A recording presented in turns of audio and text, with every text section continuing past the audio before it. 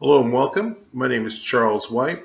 I'm the author of a book, How to Make Corporate Credit Work for You, and also some other books. The reason why I'm online right now is really to help people understand how easy it is to get corporate lines of credit and other business credit in order to grow your businesses. Let me give you a little bit about my background first before we get started. You might want to take out a pen and paper, write some notes down. Got a lot of great information to really help you get to that next level within your business. Everything is judged by the information I give.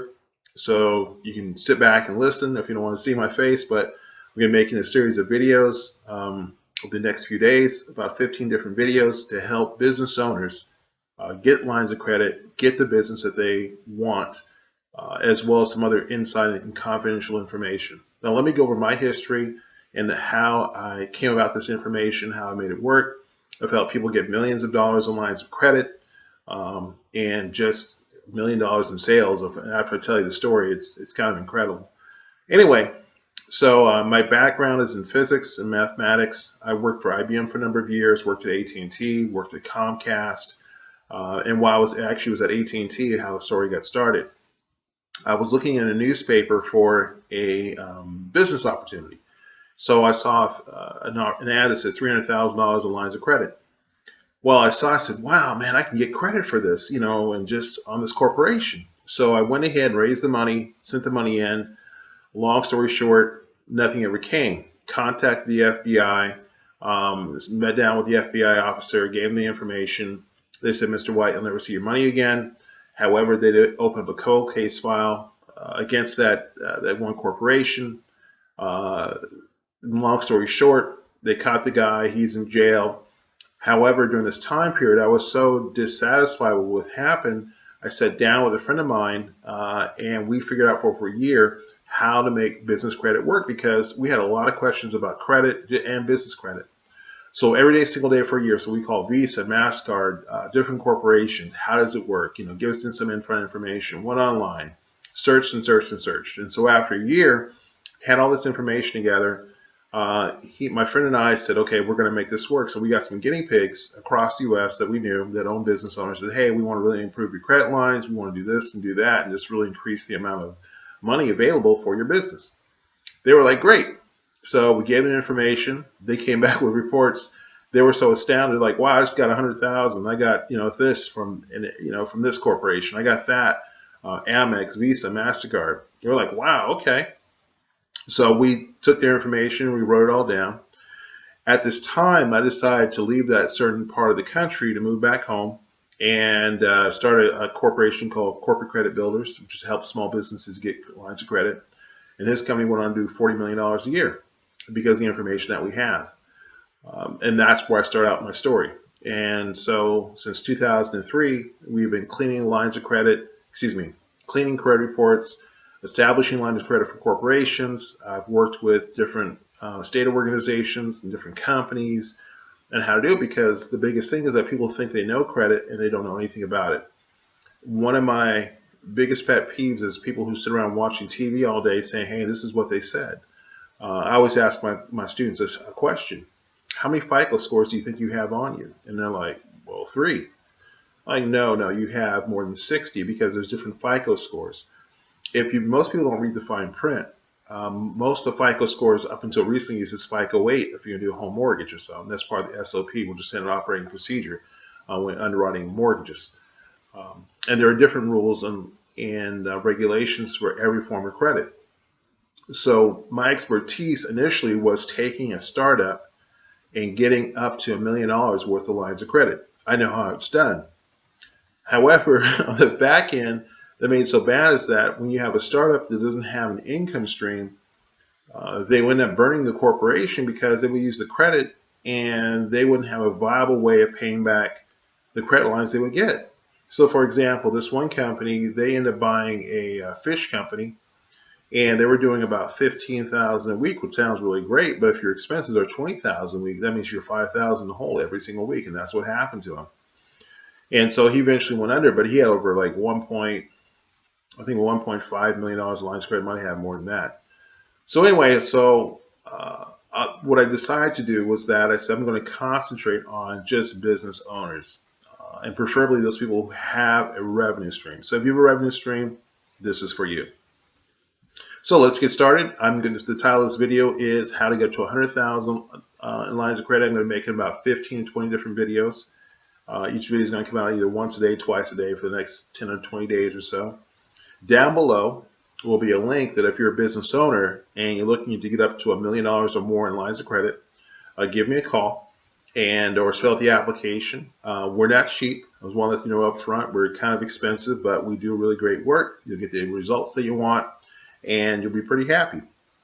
Usually time frame can work anywhere from you can get your first initial 100,000 with the next, actually realistically with the next 30 days you could. But usually up to $1 million, it takes about between 9 to 15 months. Just depends on your situation, depends on your industry. There's a lot of different factors, but that's all laid out up front so you can see methodically how to do it.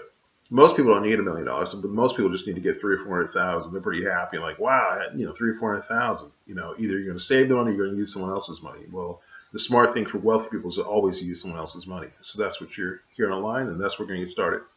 So let's get started. So I had a list over here, and actually did a list of the videos I'm going to be doing. So let's start with the how to get to 100,000. Okay, first thing is that you have to determine if you are a sole proprietorship, partnership, or if you have a corporation. I suggest getting a corporation. The IRS takes a C Corp as the most serious. S Corp comes with the more IRS regulations, so do LLCs if you're not set up properly. One of the easiest places to get started is a Secretary of State's office. They can help you go through, plus it's free, plus your tax dollars are paid for it. Usually there's a small fee of $100 you have to pay. Some states a little bit more, like in California for a franchise tax, like $800. But if you don't live in California, it's usually $50, $100, that kind of thing. So the first thing, determine what that's going to be. The second thing to determine is get your EIN number. And your EIN number is on the form, SS4 form, online. So you can just Google SS4 online, get your EIN number. Don't spend any money for it. It's free. Your tax dollars have already paid for it. Get your EIN number. The third thing I would do is making sure that you get the proper SIC code or the NAICS code. SIC code stands for Standard Industrialization Code or Classification, sorry. This NAICS code, which is the newer classification system put out by the U.S. government. Stands for National Authorization Industrialization Classification System, something like North American Identification Classification System. That's what you want to determine first. Get that code first. So you might sit down with your friends, or you might just go ahead and read through the census.gov, find out where your SIC code is and what your NAICS code. Write it down, make it permanent, do not change it. In fact, I forgot to say this, is that any information you put down on the state forms, that has to be permanent, which means that you're never going to change it, because in order to get credit lines, a lot of these things are not done by people. They're done by automation, computer, AI. And so what happens with computers, they make a mistake because they said that, okay, let's say if your name is Acme Street, and you spell out the word street, is that part of the company name, or is that where you're located at? That may sound simple, but that's very, very true, especially for AI systems. So whatever you write down, it has to stay the same on all forms at all times. That's on the state form, that's on the NAICS, not the NAICS form, but on your EIN information, IRS.gov, SS4 form, has to stay the same. Those two things first. After you have the corporation, you have that. The next step we're going to do is that we're going to get a DMV number. You can go to dmv.com, get the number there. You don't have to pay for it if you're doing information with the government, or you anticipate doing services and information gathering from the government. It's just in that gathering we work with the government. There's a contractor form. You can go to Google that, DMV contractor form. You can go through that process there and get your DMV free. You can get it, in fact, in a very, very short period of time. Usually about less than a day, you get your DMV. That has to go on your permanent record also. So let's go over it. Again, you want a state form, information has to stay the same. EIN number, information stays the same. DMV information stays the same. All this can be done within 15 minutes. It does not take a long period of time. So after you have that, make sure that your address for your business initially, if you have to use your home address. Okay, there's nothing wrong with that. If other people say don't use your home address, you can always go back and change it. You just have to change it at the state first, and then go back through every step and change it there. So that means that you go back to the IRS and, hey, this is my new address. I've moved to a large office. Here it is. Okay, so don't let someone fool you. Say you can't have it at home. You can have it at home. However, when you get into larger lines of credit, you have to change your address to a commercial address. There's a reason why. Back-end database systems. One thing about corporate credit that most people don't know, I call business lines of credit, is that a lot of these things are not done by people. It's done by AI. It's done by software systems. And with that, information has to be the same and has to be reported. Okay, here's the next step. After we've done that, then we're going to say, okay, we have to build on two sides of the corporation. The first side being Dun & Bradstreet. The second side is what you call Experian business. One rules trade lines, the other one rules business credit lines, which is the financial side. You have to build on both sides. So the first step that I would take before you do anything is making sure that you have a Dun & Bradstreet account, and you will with the number. The second one would be having an Experian account. You can go to Experian Business, Google Experian Business, set up an account with them, let them know, hey, I'm a new corporation, I just want to make sure I'm in your information. They'll take your information down, that's so fine, or tell you where to fill out the format online. You want to be there first. After you have these two, and you've done that, Dun & Bradstreet and Experian, one thing you want to do is make sure you check your FICO score. The reason why I say check your FICO score, because often these corporations will not do business with individuals who have a low FICO score. Now here's a secret, and listen close, come up close. Here's a secret. No one's going to tell you this, but I'm going to tell you because I know. I've been doing this since 2003, so I have a lot of information, talk to a lot of different banks. In the world of FICO, there's only 2 FICO scores. That may surprise you, but it's the truth. There's only, for every FICO score, there's only 2 scores. You may say, oh, it's 650, it may say 520, it may say 700, 780, does not matter. There's 2 scores. The 2 scores are above 700 and below 700. Here's the second secret. Any score that you see that's reported to you, take off anywhere between 20 points to 50 points. This is why you'll see on applications minimum 720 FICO score or minimum 750 FICO score. The reason why is that when you're writing paper, debt paper, this paper is to be sold to the open markets later on. So let's say that you have a car loan and you got it with a 720 FICO score, $20,000 at, let's say, 5%. What they'll do is that as soon as you sign the paperwork, they take an amalgamation, which means a group of other car owners who took out loans, and they sell that to institutions, pension funds around the world. Well, one of the demarcations of a good group of funds that can sell it is making sure that every one of those people who signed the loans has a 720 FICO score or better, because it shows that I can sell this paper as a group for prime plus 1 or 2 points. Prime being what U.S. Treasury market sets, plus 1 or 2 points is so how they make their profit. If it's below 700, then it's known as subprime paper, which means they have to discount the value of that loan, and usually they take off anywhere between, again, 20, 50 points or even more. It just depends on how bad the paper is and how bad the score is. So you want to check your FICO score, and if you can't check your FICO score, and I dealt with people, they've gone through the divorce or they had a situation. Whenever you fill out the credit reports, or excuse me, the credit forms, getting lines of credit, do not put down your Social Security number at all. It makes it a little bit harder, and in the forms that will be included with this, I'll have different companies you can apply with to get lines of credit and to really set yourself up the way you want to, but you don't have to put down your Social Security number. If you're in a bad situation, it's like a hustler's guide, bad situation, don't put it down. The only thing that you have to keep in mind is that if you've ever declared bankruptcy or you have large outstanding judgments, many times those will come up. And so what I would do is that if I had a judgment, deal with the judgment first, bankruptcy, see if you can have that removed. It's going to be very, very, very hard, but it's not impossible. It is hard, but it's not impossible. And if you can't get those removed, everything has to be done an EIN number, separate address, separate telephone number from yourself. You're just going to have the corporation present you. Corporations are a separate entity recognized by U.S. law. In fact, it's going back to even before the U.S. was formed. If you look into Delaware corporations from the 1600s, when they started forming Delaware corporations before the U.S. was formed in 1776. Delaware started in 1647 or something like that. Anyway, so what you're going to have done next is when you're with the list I gave you, you're going to start building out the Dun & Bradstreet list first with the trade lines. They call them trade lines.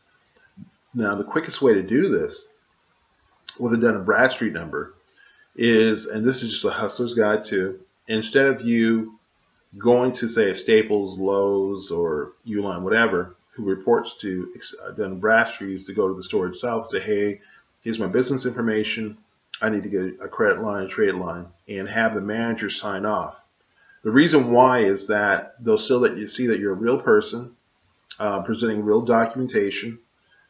You'll talk with the manager. Sometimes they're quoted on how many business, accounts they open. And they're more than happy to talk with you. And if you're not happy with that one manager, go to a different Lowe's, go to a different Home Depot.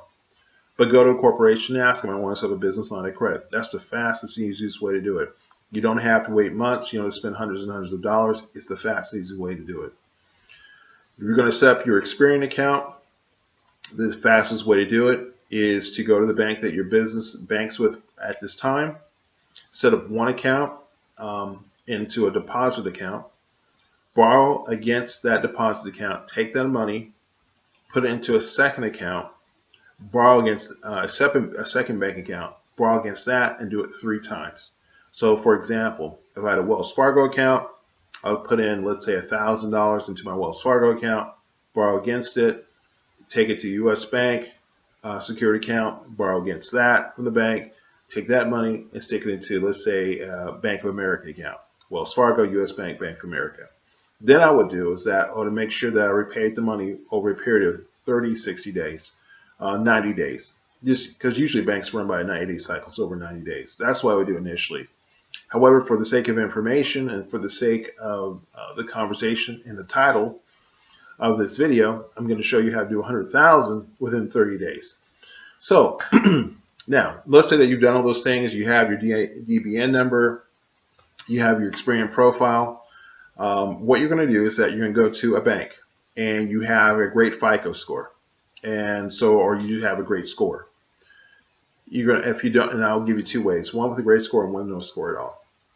Because let's say you have a great score, you would say, hey, I got a 700 FICO score. Great. You can walk into the bank and say, hey, I want to open up a business line of credit with the bank. The bank is going to try to sell you 5 arms. They call them arms because each one represents a revenue stream for the bank. Checking account, savings account, bill pay service, ATM card, and a Visa card. Those are 5 arms for the bank. You should get away with that for maybe a couple $100s or something, just starting those out. However, once you agree to that, the bank will say, hey, this guy's a friend of the bank. And you say, well, I need a business line of credit. And they'll say, okay, tell us about your business. You give them all the information. They'll ask you, well, how much do you need for a business line of credit? You're going to say, well, I gave you my information. However, I'm not going to give you my financials, and I'm not going to give you all my inside information, but I want to do a stated income line of credit. I say, great, stated income. How much are you looking for? If you say, well, I want to get all as I can, you're not going to do that. You can say, well, I don't need too much. I'm looking for about, maybe I want to get 25,000. I'm looking at doing about 250,000 a year. Okay. Usually banks give out 10% of whatever you have as stated income. Stated income about 10%. So you're going to give them 10%, and as a number, they're going to come back. They're going to look at everything else you presented to them. they're going to come back and say, well, what we can do is that we can't maybe do the full 25,000, but we will give you 10,000 on the Visa card, and we will give you 15, maybe 20,000 as a line of credit to start out with, and then we'll see how it goes, and you go from there. Now, at the same time, you'll be jumping up and down. You'll be like, wow, this is great. And the second thing you're going to do, so now let's say you secure 30,000. Guess what? You're going to go to the second bank and do the same thing all over again. You know, you're going to go to the third bank and do the same thing all over again. The second bank, again, may be a Wells Fargo or Bank of America. And you're going to be very happy. So let's say you have 3 banks at $30,000. You'll be at how much? Let's look this over. You'll be at about $90,000 within a 30-day period of time. Won't have a lot of inquiries. Maybe you have 1 or 2 inquiries on the bank because every bank's going to pull for an inquiry in your account, but you'll have it. Now, here's the good thing. They're just lines of credit. They're not loans. We don't want loans. We want lines of credit. The reason why a line of credit means that you don't take from the bank. See, what happens with a loan, you're taking money out of the bank. A line of credit is for the future promise of getting money from that bank. Now, that bank is quoted on how many lines of credit they give out per month. You may not know that, but the bank has to write good business, not bad business, but good business. That's why we want to put in our information in as many databases as possible. So let's say that you get that. Now you're at $90,000. Charles, you said $100,000. I'm about to give you and tell you how to get the $100,000 also. So hold off from that for a second. Now, the one thing I did pass over and I didn't mention is that if you're able to get the 3 accounts, you can get a 4th account for even more.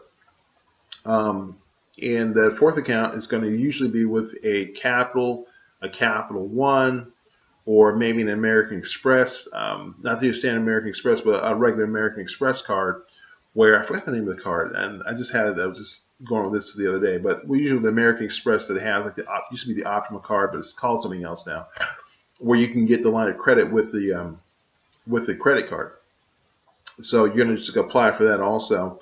And because these other banks are reporting on you, they'll rubber stamp and give you an additional $10,000, and you'll be at $100,000 within the first month.